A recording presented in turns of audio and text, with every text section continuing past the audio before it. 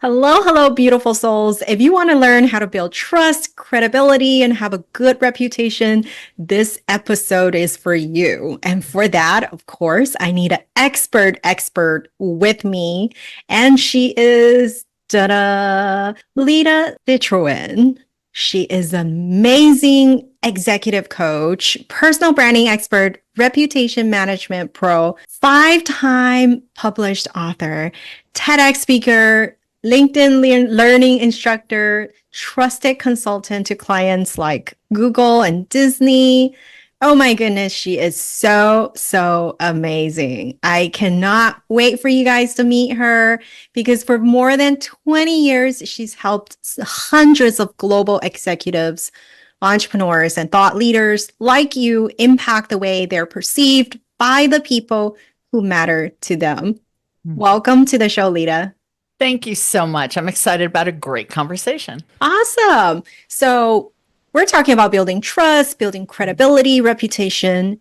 Is there actually a difference between the three? Very much so. I would say the only two that are kind of close would be trust and credibility. Because if I don't trust you, I probably won't see you as credible. If I don't see you as credible, if I see you as credible, I probably trust you. Reputation sort of sits along with that. So reputation is what you earn. Personal brand is what you do. That's how I typically explain it. Everyone has a personal brand by design or by default. And we've all been going through life, building our careers, doing wonderful work like yourself, and building this reputation alongside. The thing is, most of us aren't thinking about what we're doing. So that's where people like me come in to teach personal branding. Beautiful. So what gives a person more credibility, would you say? The way I explain credibility is that it's a very simple formula. If you tell people what you stand for, and then they see evidence that you live those values, you walk the talk, they will learn to trust you. They will give you credibility for what you say you believe in. Where the problem often lies is people aren't clear on their values. They aren't clear on what they stand for, or they try to be everything to everyone. And then the action isn't really matching up. And they wonder why no one takes them seriously, or why they're not trusted or seen as valuable for what they know they can offer. Similarly, I work with a lot of people who have those values very clear in their mind and they know from which they operate, but the action isn't tied to it. So I might act with honesty. I might speak directly to you and give you very forthright feedback, but I'm not telling you why I'm doing that. I'm not telling you that my value is honesty. And therefore, you think I'm just a mean person, or I have it out for you, or what got into me today, right? Because that isn't tied to the value. So the values plus the action, they have to be connected in order for people to give you credibility. One example I often share is I do this work in the military. It's a passion project for me. I've been serving the military space for about 15 years now. It comes from my values of gratitude and generosity. That is absolutely what led me to serve in this way. And then I started doing the work, but I had zero credibility because nobody knew who I was. And I had to anchor my action in those values. So if I'm standing in front of a conference audience, or I'm writing a book for the military, or I'm coaching someone, I have to make sure they know why I'm doing that behavior, why I'm doing that action, that it comes from a value of gratitude and generosity. Then people start to trust that that is actually credible. Of course, we want a good reputation. Yes. It helps. That goes It really along, does. right? And it goes a long way. But can our reputation be changed? It absolutely can. And so there's this niche of work that I do, which is called reputation repair. And actually, one of the books that I've written called Control the Narrative is the only book that offers solutions for individuals who've been in a reputation crisis. And I run into people who it can be as almost, I wouldn't say innocent, but as simple as you post something on social media that you're not thinking about and it turns into a firestorm, or you're caught on an open mic, or it's even more egregious, right? Plagiarism, doctors being inappropriate with patients, and all sorts of things can destroy our reputation. There's absolutely a way out of that. Most of the people I work with do the wrong thing first. They take down their social media, they go into hiding, they don't answer their phone, and they let the narrative play out. Not a good response. So even if it's not something like headline making, but somebody listening says, well, I kind of didn't show up well in a meeting and I lost my cool. And now my boss is looking at me like maybe I'm not management material.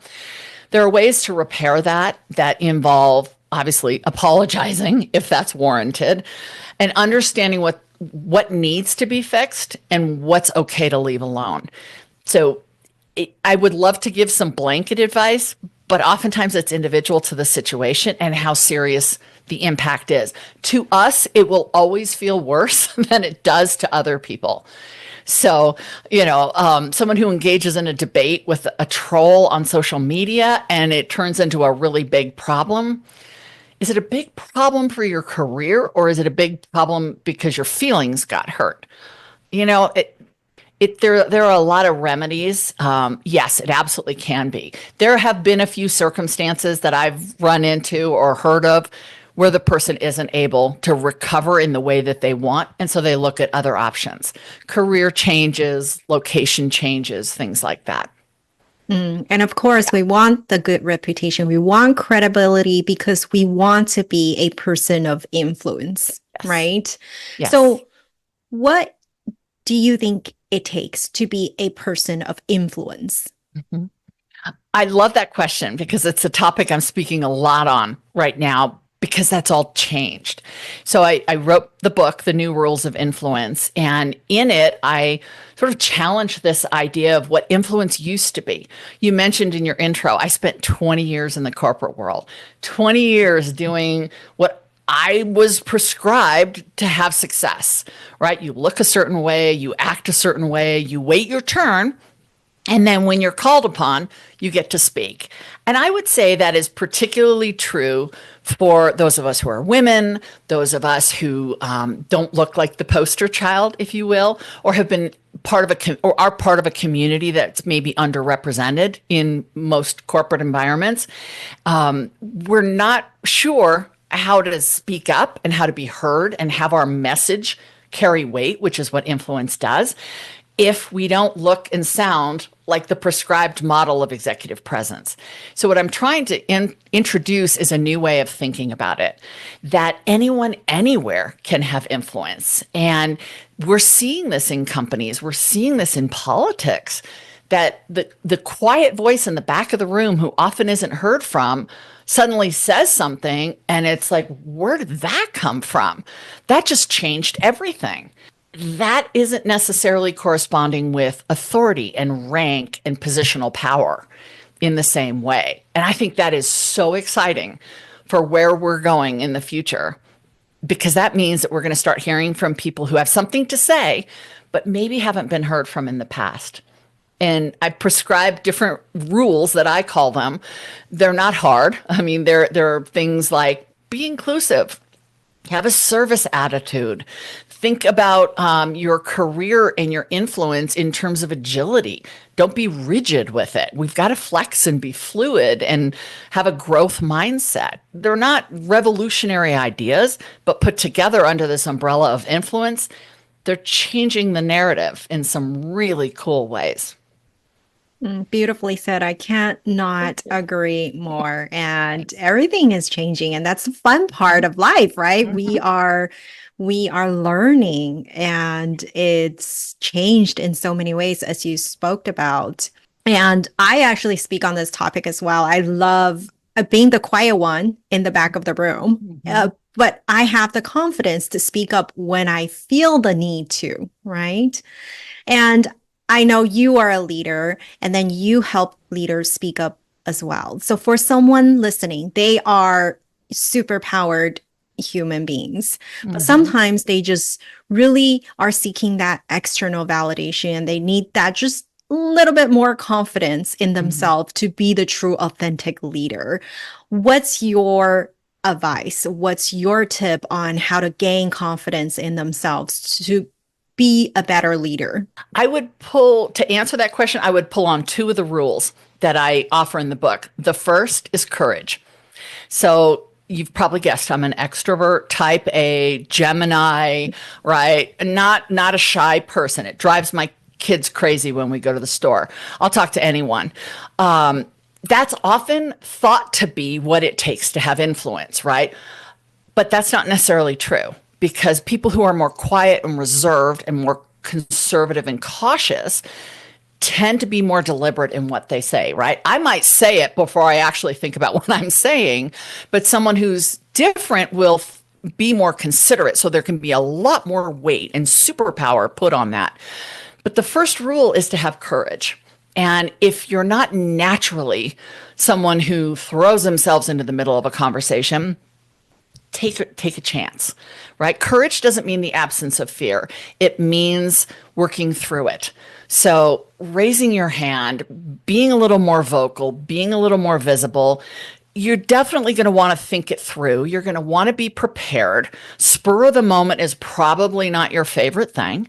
So be prepared, go into the meeting with those ideas, and then have the courage to just raise your hand and say, what about this? Or I don't think that's the best approach, and see how it plays out. Listen for the feedback, listen without judgment for the feedback, and then keep building on that. The other rule that I would pull upon that I often share for people who are trying to build that confidence is the rule that talks about service. And service is very much a mindset. And I don't say servant leadership because not everyone wants to be a leader. But if you have something to say and you can think about offering that idea or that challenge or that vision through the lens of service, then you're really doing it for other people. You're not doing it because you want to be loud or you want to be large or you want to be seen. You're doing it because not doing it isn't right. It isn't serving. So if you're looking to build that confidence and you're trying to figure out how to get there, take a step, find some courage, reach down inside, grab a buddy, listen to your podcast because there's a lot of great advice around courage on it. And then think about offering that idea through the lens of service.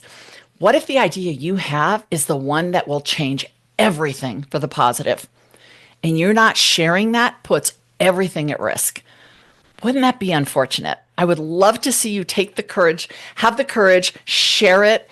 We're all afraid of being judged. It's a human natural trait, right? We're all afraid people are going to laugh at us or think our ideas foolish and we're foolish. I had to reach in and have a lot of courage to write this book because I'm sharing a lot about myself in it. And I'm a public speaker. I go on stage and I try to be larger than life, but it was scary for me too. But I believe that people are going to be served. So through that lens, I'm willing to find some courage. And I think we all can get there. Beautifully said. Thanks. And I don't know, I kind of jump around between an extrovert and an introvert. I do the test. One year I'm more introverted, another year I'm more extroverted. I love that. It's not about the labels. Right. It's about believing that you've already got the courage within. It's about believing that that wealth of knowledge, that well of courage is already inside of you. And it's nowhere else to be found. You've already got it. And it's part of your purpose. I mean, if you believe, I do, that we're all here for a very specific purpose, then not acting on that, not fulfilling it is so heartbreaking. And there's such a beauty in saying, I think I'm supposed to change the narrative in this way. Maybe it's starting a movement. Maybe it's advocating for a community that you don't come from. But if you believe in your heart that that's partly why you're here, then yeah, find some courage, grab a buddy, and take a step forward in that direction. It will be scary. When I first started working with the military, I didn't know anything except what I had seen on television and in movies. And it was very scary. I made mistakes left and right.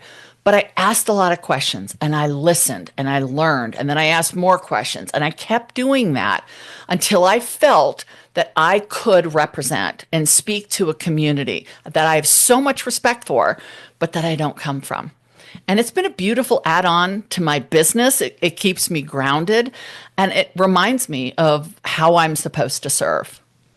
I love that. So much respect for those who have served. Absolutely. Especially end of the year, this time around the year. This will be the last episode of 2024. So if you want more credibility and trust and have a good reputation in the next coming year, what is one more tip we have from you, Lida? The one more tip would be it's never about perfection. We can't be perfect. We're human beings. We will make mistakes. But think about reputation in terms of consistency. Be the same person on LinkedIn that you are on a podcast, that you are on Instagram, that people talk about. It's all about consistency. Show people different sides of you, but be the same person. That's a great way to start building some trust in the new year. Beautifully said. And is there a favorite quote that you go by in life, Lida? Well, a quote that I've shared in two of my books is by Mark Twain. There's two important days of your life: the day you're born and the day you realize why. I love that. Absolutely. I get chills every time I say it. I shared it in my TED Talk. I absolutely love that quote because when we can figure out why we're here, wow, watch the doors open. It's Mm, cool. thank you Mhm. so much for sharing. Too. It's beautiful. Where can we find you at? Well, I'm active on social media, pretty much everywhere. And my website is lida360.com, Lida 360.com. Very active on LinkedIn, YouTube. I mean, yeah, that's the extrovert in me. So would love to connect with people listening and talk to them more about what I'm doing and how I can help. Thank you for being with us. Thank you so much. You do a great interview. Thank you.